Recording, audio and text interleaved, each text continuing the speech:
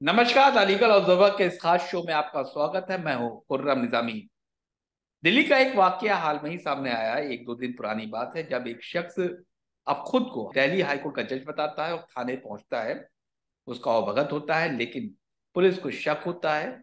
उसके बाद तहकीकात की जाती है और मालूम चलता है कि वो जज नहीं बल्कि इम्पर्सोनेटर है। इम्पर्सोनेटर मतलब कि आप किसी दूसरे का नाम लेकर के या उसका पदनाम लेकर के अपने आप को कहीं प्रोजेक्ट करते हैं और उससे कुछ फायदा उठाना चाहते हैं। लेकिन कानून क्या कहता है ऐसे मामले को लेकर? कितनी सजा है, कितनी धाराएं हैं और क्या वह कोई जुर्माना है, क्या है? बात करते हैं इस पूरे मामले पर हाईकोर्ट इलाहाबाद की लखनऊ बेंच के अधिवक्ता के पाल साहब से। पाल साहब, बहुत बहुत स्वागत है आपका। सर, हम सबसे पहले आपसे ये जानना धन्यवाद। चाहते हैं कि इम्पर्सोनेटर की डेफिनेशन क्या है हमारे कानून में। इम्पर्सोनेटर जो हमारे यहाँ आईपीसी में डिफाइंड है वो 419 में डिफाइंड है। इसमें यह है कि अगर कोई भी व्यक्ति अपने नाम को मिस रिप्रेजेंट करके किसी को इलीगल तरीके से मिसलीड करना चाहता है, इलीगल तरीके से चीट करना चाहता है, दैट इज कॉल्ड इम्पर्सोनेटर।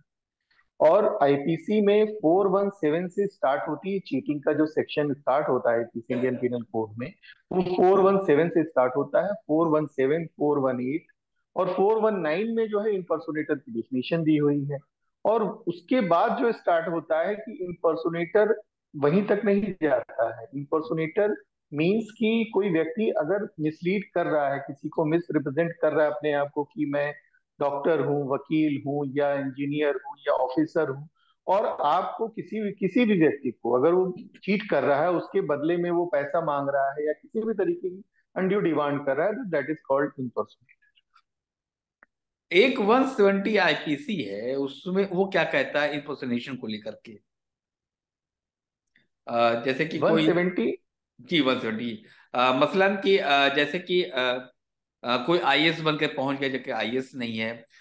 कोई आईपीएस बन के पहुंच गया जबकि वो आईपीएस नहीं है। तो इस तरीके इम्पर्सोनेट करता holding office which he doesn't hold, जो प्रोजेक्ट करे। तो इसमें कितनी यस, कैसे आप इसको, इस पूरे मामले को देखते हैं इस सेक्शन के तहत? देखिए, चीटिंग कोई एक डिफिनीशन के तहत आप उसको किसी एक बाउंड्री में नहीं बांध सकते हैं कि ये चीटिंग केवल इस दायरे में ही। चीटिंग जब भी आप करते हैं तो निश्चित तौर पे कोई डॉक्यूमेंटेशन शो करते हैं। और ये मतलब 417 से 471, 417, 418, 419, 420, 467, 471, यहां तक सारी चीजें जाती हैं। 468, इन सभी में जो है ये सभी सेक्शंस, अगर कोई भी आदमी इस तरीके से मिस रिप्रेजेंट करता है तो ये सभी सेक्शंस उसके ऊपर अप्लाई होते हैं। नॉर्मली जो है जब भी एफआईआर होगी वो केवल 419 या 418 या 417 या 170 पे नहीं होगी।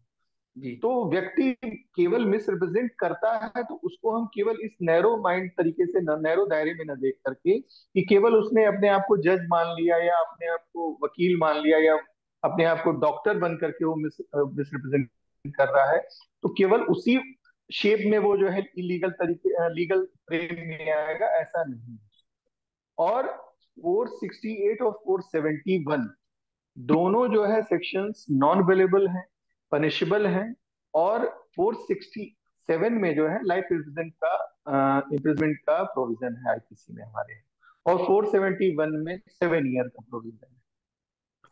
हम 479 बात करें तो आपने इतनी सजा होती है, लेकिन अगर आज ऑनलाइन का जमाना है, लोग ईमेल का इस्तेमाल करते हैं, उसमें कोई इम्पर्सोनेट आपको करे, मतलब मुझको करे, तो फिर उसमें क्या हालात बनते हैं, सूरत हाल क्या होता है? वो तो देखिए, वो तो एक आईटी एक्ट का वो तो मामला बनता है।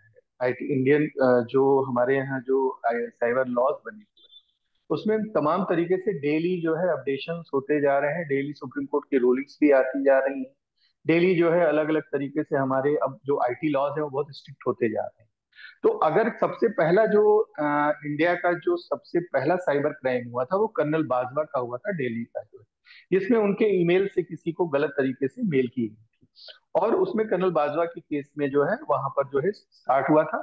उसके बाद अब साइबर लॉ एक हमारे यहाँ एक भी साइबर जो जो भी जिस तरीके से साइबर लॉ है आज की डेट में, वो पूरी तरीके से इम्पर्सोनेशन का ही खेल है इसमें। हम्म। सबसे ज्यादा अगर इम्पर्सोनेशन कहीं चल रहा है, ये तो इक्का दुक्का जो घटनाएं हम लोग को नजर आ जा रही है, फिजिकली कोई आदमी जाके कह रहा है, कंप्यूटर पे तो लोग लड़के हैं लड़कियां बन करके अपने आप हम्म। को जो है रिप्रेजेंट कर रहे हैं, कुछ भी मतलब जो नहीं है वो बन करके हम लोग तमाम डेली घटनाएं सुनते हैं कि कोई नाइजीरिया से बैठ करके हमारा अकाउंट किसी ने जो है पूरा खाली कर दिया। तो इम्पर्सोनेशन तो एक उसका बहुत बड़ा जो है ग्लोबल दायरा हो चुका है।